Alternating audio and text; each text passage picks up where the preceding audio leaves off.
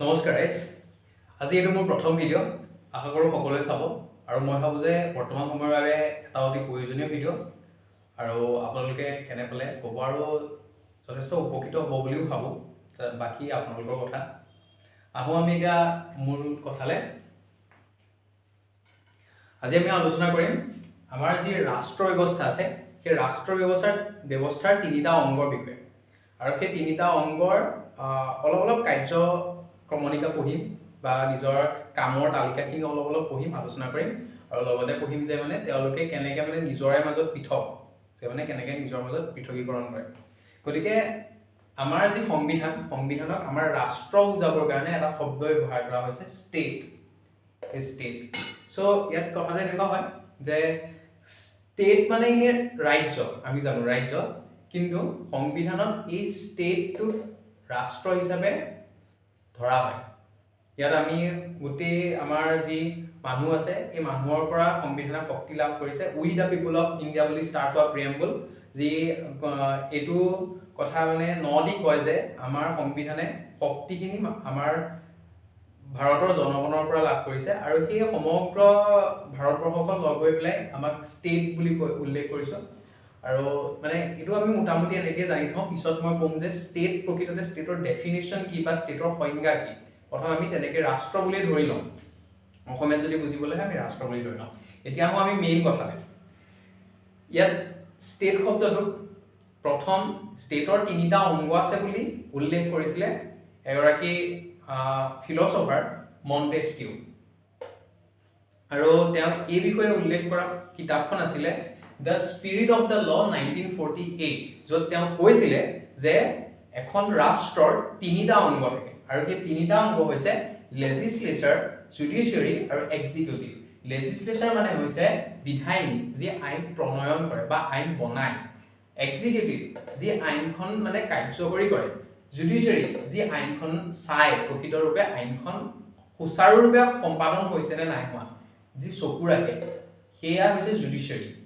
গতিকে এই তিনিটা অংগ লগ লাগি পেলাই এখন ৰাষ্ট্ৰৰ গোটেই প্ৰক্ৰিয়াটো সম্পাদন কৰে।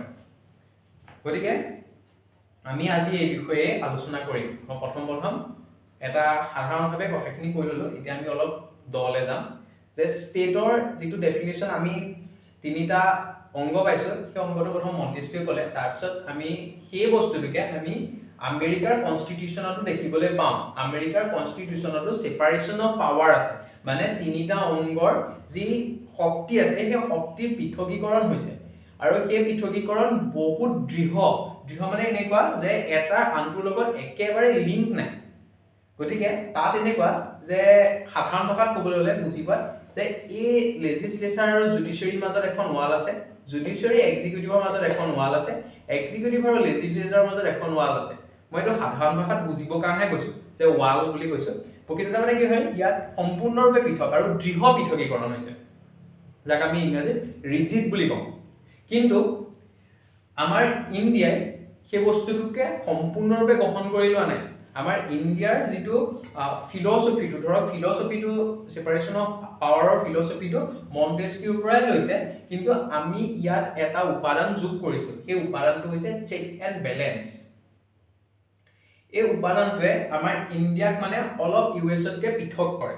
ইয়াত আমি কওঁ যে চেক এণ্ড বেলেঞ্চ মানে এইটো বস্তু যিটো হৈছে এই অংগকেইটাই এটাই আনটোৰ ওপৰত চকু ৰাখে যে আনটোৰ কাম সুচাৰুৰূপে হৈছে নাই, আৰু সেই কামবিলাক লগ লাগি বেলেঞ্চৰ সৃষ্টি কৰে, মানে বেলেঞ্চ কৰি চলে এটাই আনটো। ধৰক এতিয়া জুডিচিয়াৰী লেজিসলেচাৰে শুদ্ধ আইন প্ৰণয়ন কৰিছে নে নাই চাই, আৰু শুদ্ধ আইন প্ৰণয়ন যদি নাই কৰা, যদি সংবিধান বিৰোধী আইন প্ৰণয়ন কৰিছে, তেতিয়াহ'লে সেই আইনখন আইন নহয় বুলি বা সেই আইনখন প্ৰণয়ন নহয় বুলি কোৱাৰ অধিকাৰ জুডিচিয়াৰীৰ আছে।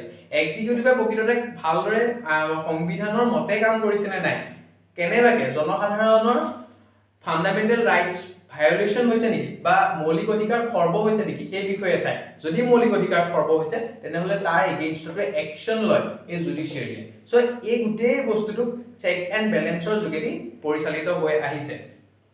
এতিয়া মই যেন কৈ আহিছিলোঁ ষ্টেট, সেই ষ্টেটৰ ডেফিনেশ্যনটো আমাৰ সংবিধানত আছে।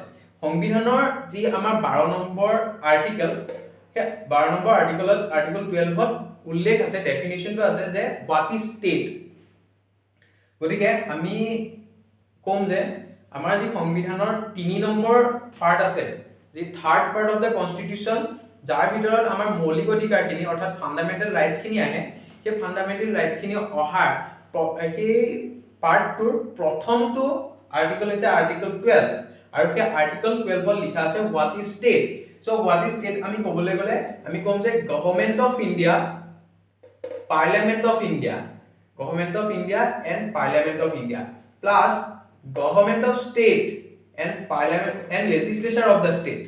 Sorry, Parliament boli koisilo kintu sorry Legislature of the State plus all local and other authority within the territory of India or under the control of Government of India.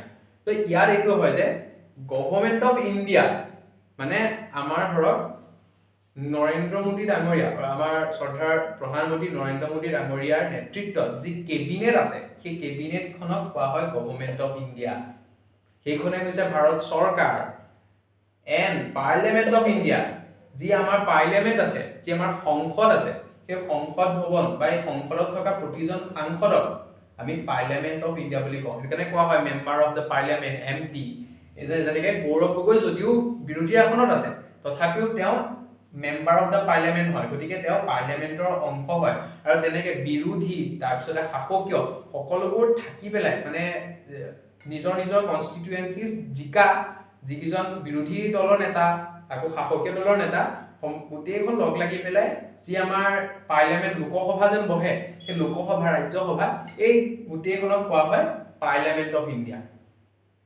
আৰু গভৰ্নমেন্ট অফ ইণ্ডিয়া এই government of India হৈছে নৰেন্দ্ৰ মোদী শ্ৰদ্ধাৰ প্ৰধানমন্ত্ৰী নৰেন্দ্ৰ মোদী ডাঙৰীয়াৰ নেতৃত্বত থকা যি cabinet মন্ত্ৰীসভা যি সেই মন্ত্ৰীসভাখনে হৈছে government of India then government of state মানে হৈছে যেনেকৈ ষ্টেট গভৰ্নমেন্ট বিলাক যেনেকৈ আমাৰ ধৰক এতিয়া শ্ৰদ্ধাৰ ডক্টৰ হিমন্ত বিশ্ব শৰ্মা ডাঙৰীয়াৰ নেতৃত্বত যিখন আমাৰ ৰাজ্য চৰকাৰ আছে সেই ৰাজ্যৰ যি মন্ত্ৰীসভা আছে সেই মন্ত্ৰীসভাখন হৈছে government of state plus legislature of the state মানে হৈছে আমাৰ যিখন বিধানসভা সেই বিধানসভাখন হৈছে লেজিসলেচাৰ অফ দ্য ষ্টেট ধৰক আমাৰ এতিয়া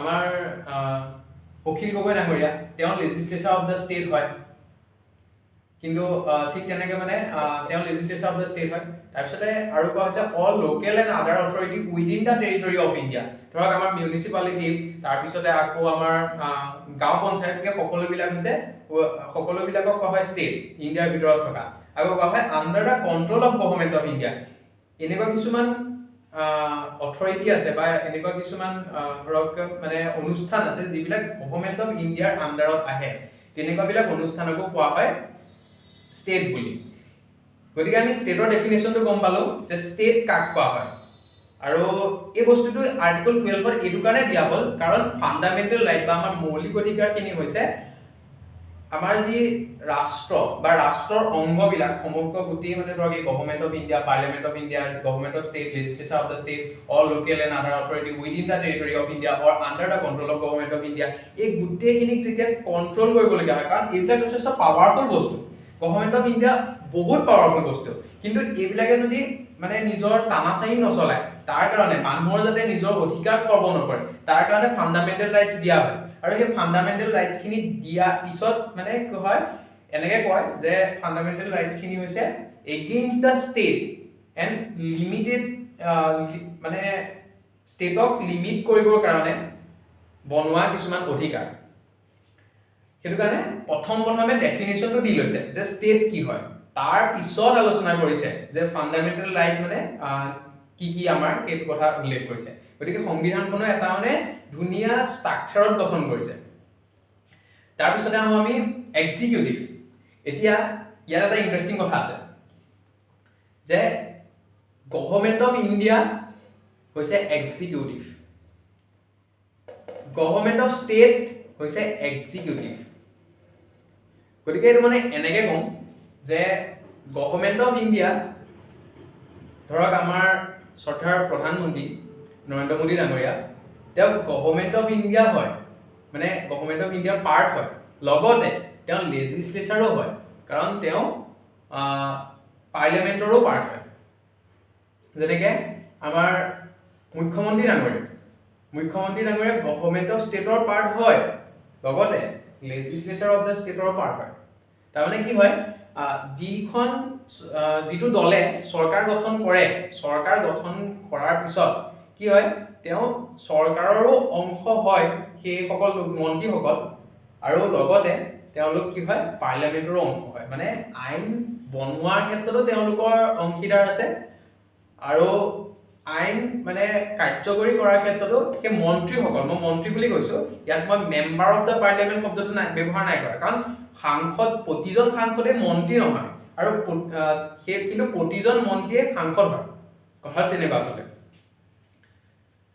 সেইটো কাৰণে মই ইয়াত এক্সিকিউটিভত মন্ত্ৰী শব্দটো ব্যৱহাৰ কৰিছো। মন্ত্ৰী সেইসকলে যিসকল এক্সিকিউটিভ, মানে যিসকল সেই চৰকাৰ, ধৰক গভৰ্ণমেণ্ট অফ ইণ্ডিয়াৰ অংশ হয়, ধৰক আজি গড় কাপ্তানি বিভাগৰ মন্ত্ৰী, বৈদেশিক পৰিক্ৰমা মন্ত্ৰী, তেনেকে সেই সকলোবিলাক হৈছে এক্সিকিউটিভৰ অংশ, কাৰণ তেওঁ গভৰ্ণমেণ্ট অফ ইণ্ডিয়াৰ পাৰ্ট। ঠিক তেনেকে আমাৰ অসমতো গভৰ্ণমেণ্ট অফ ষ্টেট মানে হৈছে ধৰক গৃহমন্ত্ৰী, তাৰপিছতে আকৌ বিত্তমন্ত্ৰী, কাৰণ এটা মিনিষ্ট্ৰী আছে তেওঁলোকৰ হাতত, সেইটো কাৰণে তেওঁলোক এক্সিকিউটিভো হয়, লগতে লেজিসলেচাৰো হয়। তেওঁলোকে আইন প্ৰণয়ন কৰাৰ ক্ষেত্ৰত তেওঁলোকে গৈ বিধানসভাত গৈ পেলাই তেওঁলোকে ডিবেট, ডিছকাশ্যন আৰু এছেন আচলতে কি হয়, যিটো আমাৰ গভৰ্ণৰে, ষ্টেটৰ ক্ষেত্ৰত গভৰ্ণৰে স্বাক্ষৰ প্ৰদান কৰে যে এইখন আইন বনিলে, সেই প্ৰক্ৰিয়াটোৰ অংশও হয়, লগতে সেই আইনখনক সুচাৰুৰূপে পৰিচালনা কৰাৰ ক্ষেত্ৰত, কাৰ্যকৰী কৰাৰ ক্ষেত্ৰত এজ এ এক্সিকিউটিভো কাম কৰে। তেনেকে গভৰ্ণমেণ্ট অফ ইণ্ডিয়াৰো সেই একেই, যেনেকে আজি নৰেন্দ্ৰ মোদী ডাঙৰীয়া বা অমিত শ্বাহ ডাঙৰীয়া গৈ পেলাই এজ এ লেজিসলেচাৰ আইন প্ৰণয়ন কৰাৰ ক্ষেত্ৰতো কাম কৰিব, আৰু ডিবেট, ডিছকাশ্যন, এছেনটো ইয়াত প্ৰেচিডেণ্টে দিয়ে, ৰাষ্ট্ৰপতিয়ে স্বাক্ষৰ প্ৰদান কৰাটোক এছেন বুলি কয়। যেনেকে ষ্টেটত গভৰ্ণৰে দিয়ে বা ৰাজ্যপালে দিয়ে, ঠিক তেনেকে ইউনিয়নৰ ক্ষেত্ৰত গৈ চেন্ট্ৰেল গভৰ্ণমেণ্টৰ ক্ষেত্ৰত ৰাষ্ট্ৰপতিয়ে প্ৰদান কৰে। তাৰ অংশ হয় আমাৰ মন্ত্ৰীকেইজন, লগতে তেওঁলোকে অসমত বনা বা প্ৰতিখন ৰাজ্যতে যিকেইজন মন্ত্ৰী আছে নিজৰ ৰাজ্যসভা নহয়, বিধানসভা, সেই বিধানসভাৰ যিকেইজন মন্ত্ৰী আছে, সেই মন্ত্ৰীকেইজনে নিজৰ ধৰক মন্ত্ৰী হিচাপেও কাম কৰে, লগতে আইন প্ৰণয়ন কৰাৰ ক্ষেত্ৰত এজ এ ধৰক মানে বিধায়ক হিচাপেও কাম কৰে। প্ৰতিজন বিধায়কে মন্ত্ৰী নহয়, যেনেকে প্ৰতিজন মন্ত্ৰীয়ে কিন্তু বিধায়ক হয় আকৌ, কাৰণ এটা কনষ্টিটুৱেঞ্চিৰ পৰাহে গৈ পেলাই তেওঁলোক মানে বিধায়ক হৈ পেলাইহে তেওঁলোকে মন্ত্ৰী পদটো পাইছেগে। প্ৰথম জয়ী হোৱাৰ পিছত বিধায়ক হয়, বিধায়ক হোৱাৰ পিছত এখন মন্ত্ৰীসভা গঠন কৰা হয়, আৰু তাত সেই মন্ত্ৰী সেই নিৰ্দিষ্ট ডিপাৰ্টমেণ্টটোৰ বিষয়বাদ প্ৰদান কৰা হয়, তেতিয়া তেওঁ মন্ত্ৰী বনি যায়। কথা তেনেকুৱা, মন্ত্ৰী হিচাপেও তেওঁ কাম কৰে, আৰু লগতে মানে লেজিসলেচাৰ হিচাপেও কাম কৰে। আচলতে সেইটোকে কোৱা হয় যে বেলেঞ্চ অফ মানে চেক এণ্ড বেলেঞ্চ, যে বেলেঞ্চ কৰি চলে মানে বস্তুটো। ঠিক তেনেকে জুডিচিয়াৰীটো হৈছে এনেকুৱা এটা বস্তু যিটো মানে এজ এ জুডিচিয়েল কেপাচিটি, যি ন্যায় প্ৰদান কৰোঁতে ষ্টেটৰ অংশ নহয়, কিন্তু যেতিয়া তেওঁলোকে এডমিনিষ্ট্ৰেটিভ কাম কৰিব তেতিয়া ষ্টেটৰ অংশ হয়। মানে ধৰক কিবা এটা কেছৰ, কিবা এটা মোকদ্দমাৰ ৰায়দান কৰোঁতে তেওঁ কিন্তু ষ্টেট হিচাপে ধৰা নহয় জুডিচিয়াৰীটো, আৰু এই বস্তুটোৰ বাবে এজ এ জুডিচিয়াৰী কেতিয়াও আৰ্টিকল 12ত ষ্টেট হিচাপে মেনশ্যন কৰা নাই। আৰু এই বস্তুটোৰ আটাইতকৈ ডাঙৰ ডেফিনেশ্যনটো এটা সুপ্ৰিম কোৰ্টৰ জাজমেণ্টৰ পৰা পোৱা যায়। সেই জাজমেণ্টটো আছিলে, এই কেছখন আছিলে Naresh Shridhar Mirajkar versus state of Maharashtra. সেই নৰেশ শ্ৰীধৰ মিজাৰকৰ নামৰ এজন মিডিয়া পাৰ্চন আছিলে, সাংবাদিক আছিলে, যি ষ্টেট অফ মহাৰাষ্ট্ৰ এগেইনষ্টত কেছ দিছিলে যে মহাৰাষ্ট্ৰ হাইকোৰ্টৰ যি জাজমেণ্ট আছিলে, সেই জাজমেণ্ট মোৰ ফাণ্ডামেণ্টেল ৰাইট ভায়োলেট কৰিছে। তাৰমানে সেই ষ্টেটৰ এগেইনষ্টত মহাৰাষ্ট্ৰ হাইকোৰ্টক এজ এ ষ্টেট ধৰি পেলাই তেওঁ কথাটো উল্লেখ কৰিছিলে যে মোৰ ফাণ্ডামেণ্টেল ৰাইট ভায়োলেট কৰিছে। কিন্তু তেতিয়া সুপ্ৰিম কোৰ্টে কৈছে যে যেতিয়া জুডিচিয়েল কেপাচিটিত কাম কৰে তেতিয়া কোনো কোৰ্টেই ষ্টেট নহয়। এতিয়া আমি যদি ডিষ্ট্ৰিক্ট কোৰ্টৰ কথা চাওঁ, ডিষ্ট্ৰিক্ট কোৰ্টো যেতিয়া জুডিচিয়েল কেপাচিটি মানে আইনী প্ৰক্ৰিয়াৰ কাম কৰে, কাৰোবাক ৰায় প্ৰদান কৰা বা এইসমূহ কাম কৰোঁতে তেওঁলোক ষ্টেট হিচাপে গণ্য কৰা নহয়। কিয়নো এনেকুৱাও হয় ফাণ্ডামেণ্টেল ৰাইটৰ গেৰাণ্টি প্ৰদান কৰে সুপ্ৰিম কোৰ্টে, আৰু সেই সুপ্ৰিম কোৰ্টে গেৰাণ্টি প্ৰদান কৰাৰ বাবে আমি যদি কেতিয়াবা কিবা এটা দোষ কৰি পেলাই আমি যেনিবা প্ৰথম এটা ক্ৰিমিনেল এক্টিভিটিৰ লগত আমি জড়িত হ'লো, মানে ধৰক আমি কিবা এটা অপৰাধ কৰিলো, মোৰ এতিয়া কেছটো প্ৰথম যাব আমাৰ ডিষ্ট্ৰিক্ট কোৰ্টলৈ। ধৰক মই কিবা এটা অপৰাধ কৰিলো, মোৰ কেছটো গ'ল ডিষ্ট্ৰিক্ট কোৰ্টলৈ, ডিষ্ট্ৰিক্ট কোৰ্টৰ পৰা ধৰক ডিষ্ট্ৰিক্ট কোৰ্টত মই হাৰিলো, মই এপিল কৰিলো হাইকোৰ্টত মই হাৰিলত মই সুপ্ৰিম কোৰ্টত এপিল কৰিলো, কিন্তু মই সুপ্ৰিম কোৰ্টত এনেকে ক'লো যে মানে একো চান্স নেদেখি পেলাই মই এনেকে ক'লো যে গুৱাহাটী হাইকোৰ্টে মোৰ ফাণ্ডামেণ্টেল ৰাইট ভায়োলেট কৰিছে। মই এটা উদাহৰণ দিছোঁ গোটেই সেইটো, গুৱাহাটী হাইকোৰ্টে মোৰ ফাণ্ডামেণ্টেল ৰাইট ভায়োলেট কৰিছে, তেতিয়া সেই কেছটো নচলিব। কিয় নচলিব? কাৰণ জুডিচিয়েল কেপাচিটি কোনো কোৰ্টক ষ্টেট হিচাপে ধৰা নহয়। আমি এপিল কৰিব পাৰিম, মই এই বিষয়ে পৰৱৰ্তী ভিডিঅ'ত আলোচনা কৰিম যে আমি এপিল কৰে বা মানে ধৰক আমি এখন লোৱাৰ কোৰ্টৰ পৰা হায়াৰ কোৰ্টলৈ যোৱা, তাৰপিছতে হাই কোৰ্টৰ পৰা সুপ্ৰিম কোৰ্টলৈ যোৱা, সেই প্ৰচেছটো আমি কম বা আমি আলোচনা কৰিম সেই প্ৰচেছটো কেনেকৈ আমি এখন কোৰ্টৰ পৰা আনখন কোৰ্টলৈ যাব পাৰোঁ, তাতকৈ ওপৰলৈ মানে ধৰক ডিষ্ট্ৰিক্ট কোৰ্টৰ পৰা আমি হাইকোৰ্ট গ'লো, হাইকোৰ্টৰ পৰা আমি সুপ্ৰিম কোৰ্ট গ'লো, এই যে প্ৰচেছটোৰ বিষয়ে আমি পৰৱৰ্তী ভিডিঅ'ত আলোচনা কৰিম। কিন্তু এতিয়া সেই বিষয়ে যদি আলোচনা কৰিবলৈ যাওঁ তেতিয়াহ'লে যথেষ্ট দীঘলীয়া হৈ যাব ভিডিঅ'টো। সেইবাবে এটা কথা আমি জাষ্ট মনত ৰখাটো দৰকাৰ যে এজ এ জুডিচিয়েল কেপাচিটি যেতিয়া কোনো কোৰ্ট বা কোনো ন্যায়ালয়ে কাম কৰে তেতিয়াহ'লে তেওঁলোকক এই ষ্টেটৰ ভিতৰত ধৰা নহয়, তেওঁলোক সম্পূৰ্ণৰূপে স্বাধীন। কাৰণ কেতিয়াবা এনেকুৱাও হয় তেওঁলোকে এই লেজিসলেচাৰ আৰু এক্সিকিউটিভৰ এগেইনষ্টতো ৰায় প্ৰদান কৰিবলগীয়া হয়। এতিয়া চাব দেই, তেনেকুৱা কেইটামান কেছ হৈছে, কেশৱানন্দ ভাৰতী কেছ, তাৰপিছতে আকৌ আহিলে আমাৰ বেৰুবাৰী ইউনিয়ন কেছ। সেই বেৰুবাৰী ইউনিয়ন কেছখনত কি হৈছিলে যে আমাৰ চৰকাৰ তেতিয়াৰ প্ৰধানমন্ত্ৰী জৱাহৰলাল নেহৰুৱে আমাৰ যি ৱেষ্ট বেংগলৰ বেৰুবাৰী নামৰ জেগাখন, সেই জেগাখন বাংলাদেশক দি দিছিলে। আৰু বাংলাদেশক দি দিয়াৰ লগে লগে কথাটো এনেকুৱা হয় যে আমাৰ যি ইউনিয়ন এণ্ড টেৰিটৰী যিটো first part of the constitution হয় ন, তাত উল্লেখ আছে যে আমি কেনেকৈ আনৰ পৰা মাটি ল'ব পাৰোঁ সেই বিষয়ে উল্লেখ আছে, কিন্তু আমি কেনেকৈ মাটি দিব পাৰোঁ সেই বিষয়ে উল্লেখ নাই। আৰু সেইকাৰণে কি হৈছিলে, বেৰুবাৰী কেছখন হৈছিলে, আৰু তেতিয়া কৈছিলে সুপ্ৰিম কোৰ্টে যে এইটো কৰিব নোৱাৰি, এজ এ মানে কনষ্টিটিউচনেল এমেণ্ডমেণ্ট নকৰাকৈ আমি সেই কামটো কৰিব নোৱাৰোঁ, সেইদৰে সুপ্ৰিম কোৰ্টে কৈছিলে। তাৰমানে কি কৈছিলে যে এক্সিকিউটিভৰ এগেইনষ্টত ৰায় দিছিলে। গতিকে আমি কেতিয়াবা এক্সিকিউটিভ মানে গভৰ্ণমেণ্ট অফ ইণ্ডিয়া, তাৰপিছতে আকৌ গভৰ্ণমেণ্ট অফ ষ্টেট, এই দুটা অৰ্গেনৰ এগেইনষ্টতো আমি কেছ দিব পাৰোঁ যে মোৰ যদি ফাণ্ডামেণ্টেল ৰাইট ভায়োলেট হৈছে, মোৰ যদি মানে মৌলিক অধিকাৰ খৰ্ব হৈছে, তেতিয়াহ'লে মই ডাইৰেক্টলি সুপ্ৰিম কোৰ্টত যাব পাৰোঁ যে মোৰ মৌলিক অধিকাৰ খৰ্ব হৈছে আৰু মোৰ মৌলিক অধিকাৰ খৰ্ব কৰিছে অসম চৰকাৰে। মই উদাহৰণ দিছোঁ দেই জাষ্ট, সেই বুলি মই ডাইৰেক্টলি সুপ্ৰিম কোৰ্ট যাব পাৰোঁ।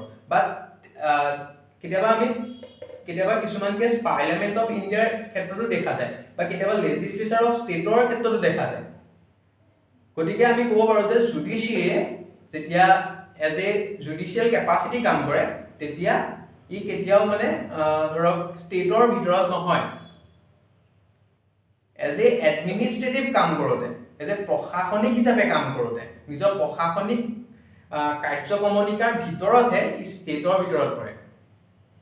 গতিকে আমি আজি আলোচনা কৰিলোঁ লেজিসলেচাৰ কি হয়, এক্সিকিউটিভ কি হয়, জুডিচিয়াৰী কি হয়। জুডিচিয়াৰী প্ৰতিখন কোৰ্ট আহে, প্ৰতিটো ন্যায়ালয় আহে, ধৰক এই গোটেই সমগ্ৰ ব্যৱস্থাটোক জুডিচিয়াৰী বুলি কোৱা হয়। লেজিসলেচাৰ হৈছে আমাৰ পাৰ্লিয়ামেণ্ট, আকৌ আমাৰ বিধানসভা, তাৰপিছতে বিধান পৰিষদ, তাৰপিছতে এক্সিকিউটিভ পঢ়িলোঁ কেনেকৈ মন্ত্ৰী এজন লেজিসলেচাৰৰো পাৰ্ট হয়, এক্সিকিউটিভৰো পাৰ্ট হয়। এই গোটেই সমগ্ৰ ঘটনাটো আমি আজি পঢ়িলোঁ। আৰু এতিয়া মই যেনেকৈ কৈছিলোঁ চেক এণ্ড বেলেঞ্চৰ কথাও মই উল্লেখ কৰিলোঁ। তাৰপিছতে আকৌ মই যেন ক'লোঁ যে জুডিচিয়াৰী সম্পূৰ্ণৰূপে ইণ্ডিপেণ্ডেণ্ট হয় এক্সিকিউটিভ আৰু লেজিসলেচাৰৰ পৰা, সেই কথাটো আৰ্টিকল 50ত আমি যেটো ডিপিএসপি বুলি কওঁ directive principle of state policy সেই তাতো উল্লেখ আছে the state take step to separate the judiciary from the executive in the public service of the state সেই কথাটো আমি অথনিবা পঢ়ি আহিলো তাৰ পিছত আমি পঢ়িলো আৰ্টিকল 12 ৰ কথা আমি এটা বিশেষ জাজমেন্টৰ কথা পঢ়িলো কিয় মানে জুডিচিয়াৰি ষ্টেটৰ ভিতৰত নধৰে পৰৱৰ্তী সময়ত আমি আলোচনা কৰিম যে কেনেকৈ জুডিচিয়াৰিয়ে কামখিনি কৰে জুডিচিয়াৰি কি হয় এখন কোৰ্টৰ পৰা আমি কেতিয়া হাই কোৰ্টত এপিল কৰিব পাৰিম এপিল কৰা আৰু মানে এজ এ ষ্টেট হিচাপে অপোজ কৰাৰ মাজত বহুত পাৰ্থক্য আমি কিটা জুডিচিয়াৰি এজ এ ষ্টেট ধৰি পেলাই অপোজ কৰিব নোৱাৰো কিন্তু আমি এটা ৰায়দানৰ ৰিভিউ বিচাৰি বা আমি এপিল কৰিব পাৰো যে যেতিয়া মই সেই বিষয়ে ভালদৰে আলোচনা কৰিম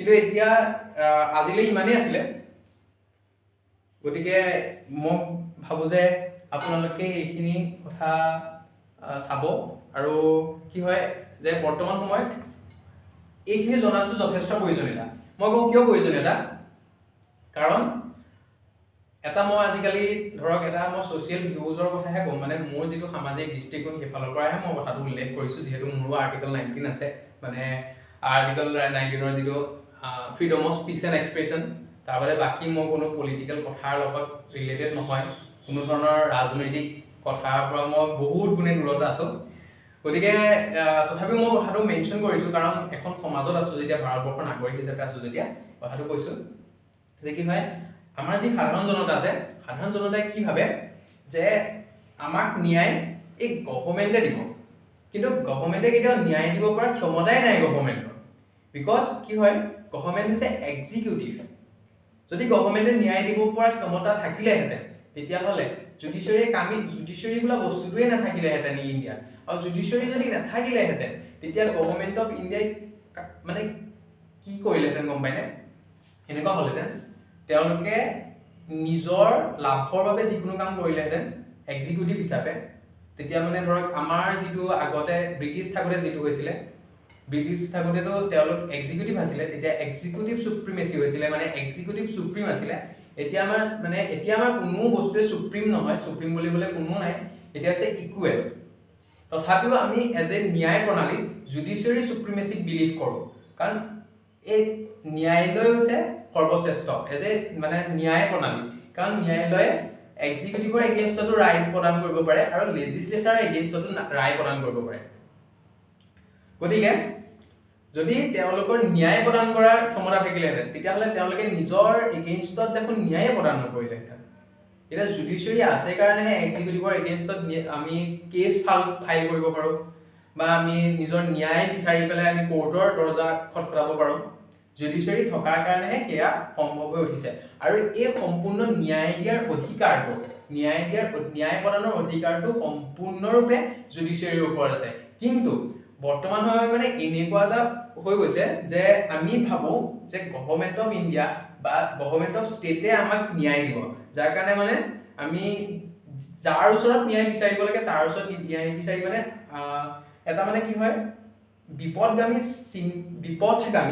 বিপদগামী চিন্তাধাৰা লওঁ মানে কাৰণ এই বিষয়ে হয়তো আমি ইমান ভালদৰে অৱগত নহয় আৰু এইটো দৰকাৰ যে আমাৰ যিখিনি মানে লিগেল এডুকেশ্যন মানে আইনৰ যি শিক্ষা কম বেছি পৰিমাণে প্ৰথম পৰ্যায়ৰ পৰাই মানে স্কুল পৰ্যায়ৰ পৰাই অলপ কম বেছি পৰিমাণে বা সহজ ভাষাৰে ল'ৰা ছোৱালীক দিব লাগে যাতে তেওঁলোকে বুজি পায় যে সেপাৰেশন অফ পাৱাৰ কি হয় বা আমাৰ ৰাজ্য মানে কি ৰাষ্ট্ৰতন্ত্ৰটো হয় কি মানে আমাৰ যি ধৰক সিস্টেমটো যি আমাৰ যেনেকৈ ধৰণে মানে চলে গোটেই ব্যৱস্থাটো সেই ব্যৱস্থাটোৰ বিষয়ে যাতে গম পায় আৰু নিজৰ অধিকাৰখিনিৰ কাৰণে যাতে মাত মাতিবলৈ থিয় হয় গতিকে সেইটো কাৰণে মই কওঁ যে গভৰ্ণমেণ্ট অফ ইণ্ডিয়াই কেতিয়াও ষ্টেট মানে জাষ্টিচ বা ধৰক ন্যায় দিব নোৱাৰে বা গভৰ্ণমেণ্ট অফ ষ্টেটে কেতিয়াও ন্যায় দিব নোৱাৰে তেওঁলোকে এক্সিকিউটিভ হিচাপে প্ৰক্ৰিয়াটো খৰতকীয়া কৰিব পাৰে যাতে জুডিচিয়াৰিয়ে সোনকালে ন্যায় প্ৰদান কৰে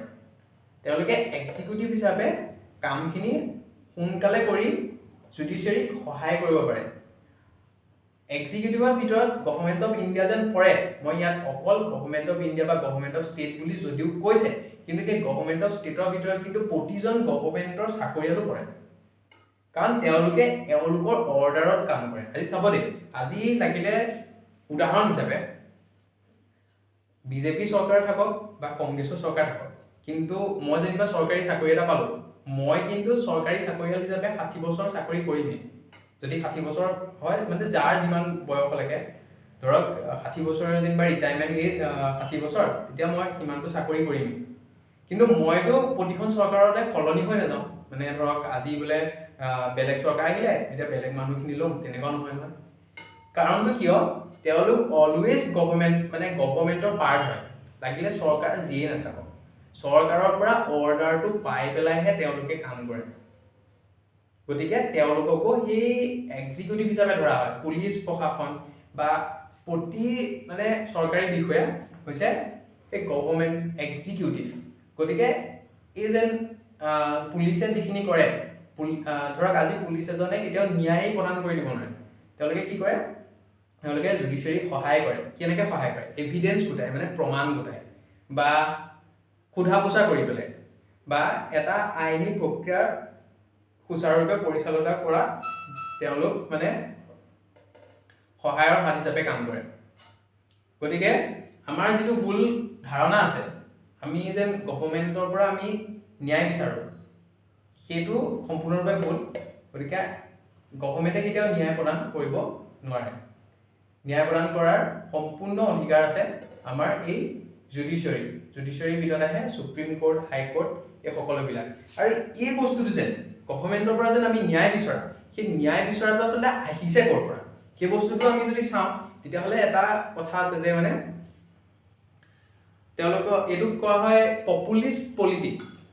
পপুলিষ্ট পলিটিক মানে এনেকুৱা এটা বস্তু যে গভৰ্ণমেণ্টে কি কৰে, তেওঁলোকে কিবা এটা কাৰোবাক ন্যায় প্ৰদান কৰাৰ প্ৰতিশ্ৰুতি দিয়ে জনসাধাৰণক। যেনেকৈ বেলেগ বেলেগ কামৰ প্ৰতিশ্ৰুতি দিয়ে, তেনেকৈ কি কৰে, কেতিয়াবা কেতিয়াবা ধৰক ন্যায় প্ৰদান কৰাৰ প্ৰতিশ্ৰুতি প্ৰদান কৰে। কিন্তু সেই ন্যায় প্ৰদান কৰাৰ প্ৰতিশ্ৰুতি যেন প্ৰদান কৰিলে, সেইটো প্ৰকৃততে মানে মই অকল আমাৰ ইণ্ডিয়াতে হয় বুলি নাই কোৱা, মই গোটেই ৱৰ্ল্ডৰ পাৰ্চপেক্টিভত কৈছোঁ, সেইটো হৈছে ভুল। য'ত ছেপাৰেশ্যন অফ পাৱাৰ আছে, তাত সেইটো এটা ভুল ধাৰণা। কাৰণ গভৰ্ণমেণ্টে কেতিয়াও সেই জাষ্টিচ প্ৰদান কৰিব নোৱাৰে, তেওঁলোকে সহায় কৰিব পাৰে। গতিকে সেই প্ৰতিশ্ৰুতি যেন দিলে, প্ৰতিশ্ৰুতি দিয়াৰ লগে লগে সাধাৰণ মানুহে ভাবিলে যে এওঁলোকে আমাক কি কৰিব, জাষ্টিচ দিব। সেই জাষ্টিচ দিব বুলি ভাবিলে, তাৰ লগে লগে আমাৰ যিটো কনচেপ্ট আছে যে ছেপাৰেশ্যন অফ পাৱাৰৰ যিটো কনচেপ্ট, সেই কনচেপ্টটো ধূসৰ হৈ গ'ল জনসাধাৰণৰ কাৰণে। জনসাধাৰণৰ এটা ভুল ধাৰণাৰ মাজেৰে গুচি গ'ল সাধাৰণ জনসাধাৰণখিনি। আৰু সেইটো কাৰণে হয়। আৰু 2 নম্বৰতে এটা কথা আছে, যিখিনি মিডিয়া ট্ৰায়েল হয়, সেইখিনি মই সম্পূৰ্ণৰূপে এটা মানে তথ্যভিত্তিক মই কথা কৈছোঁ, এনেই নিজৰ ধাৰণাৰে কথাখিনি কোৱা নাই, তথ্যভিত্তিক কথা কৈছোঁ। আমাৰ যিখিনি মিডিয়া ট্ৰায়েল হয়, মিডিয়া ট্ৰায়েলখিনিত কি হয়, মিডিয়া ট্ৰায়েলখিনিয়ে হয়, সেইটো তেওঁলোকৰ দায়িত্ব, তেওঁলোকে সেইখিনি কৰেগৈ। তেওঁলোকে কি কৰে, যিকোনো কেছক এটা ইম'চনেল আৰু পলিটিকেল এংগল দিয়ে। কাৰণ পলিটিকেল এংগল দিয়াৰ লগে লগে তেতিয়া কি হয়, সেইটো গভৰ্ণমেণ্ট চেণ্ট্ৰিক হৈ গুচি যায়। গভৰ্ণমেণ্ট চেণ্ট্ৰিক হৈ যোৱাৰ লগে লগে জনসাধাৰণে ভাবিবলৈ বাধ্য হয় যে গভৰ্ণমেণ্টেহে ন্যায় প্ৰদান কৰিব পাৰিব। সেইটো কাৰণে মিডিয়া ট্ৰায়েল আৰু সেই পপুলিষ্ট পলিটিক বোলা যিটো আছে, সেই দুটা বস্তুৱে মানে কি কৰে, আমাৰ এই যিটো ছেপাৰেশ্যন অফ পাৱাৰ, এই ছেপাৰেশ্যন অফ পাৱাৰৰ ধাৰণাটো ধূসৰ কৰে। আৰু শেষত ইমানেই আজিলে। আমি আজি যিখিনি আলোচনা কৰিলোঁ, পৰৱৰ্তী সময়ত মই তাৰ পিছৰ পৰ্যায়ত আলোচনা কৰিম। কাৰণ আজি আমি হয়তো অলপমান বুজিবলৈ কোনকণত কঠিন পাইছোঁ, মই সেইটো অনুভৱ কৰিছোঁ যে আৰ্টিকল 12ত থকা যিটো জুডিচিয়াৰী বস্তুটো কিয় আৰ্টিকল 12ত নাই, সেই বিষয়ে আমি অলপ বুজিবলৈ কঠিন হৈছে। সেই বস্তুটোকে মই পিছত সুপ্ৰিম কোৰ্ট, হাইকোৰ্ট আৰু যিটো আমাৰ ডিষ্ট্ৰিক্ট কোৰ্ট আছে, সেই ডিষ্ট্ৰিক্ট কোৰ্টৰ মাজত কেনেকৈ এপিল হয় আৰু কেলে তেওঁলোকৰ মানে তেওঁলোকে ষ্টেটৰ ভিতৰত নপৰে, সেই বিষয়ে আলোচনা কৰিম। ইয়াকে আছিলে, ধন্যবাদ। আপোনালোকে নাজানো কেনেকুৱা পায় ভিডিঅ'টো, প্ৰথম ভিডিঅ', অলপমান ক'ৰবাত কেতিয়াবা ভুল হ'ব পাৰে ধৰক, কিয়নো এই সমগ্ৰ বস্তুখিনি এটা নিৰ্দিষ্ট মানে কেলকুলেশ্যনৰ মাজেৰে যায় যে এইটো পিছত এইটো ক'ম, এইটো পিছত এইটো ক'ম।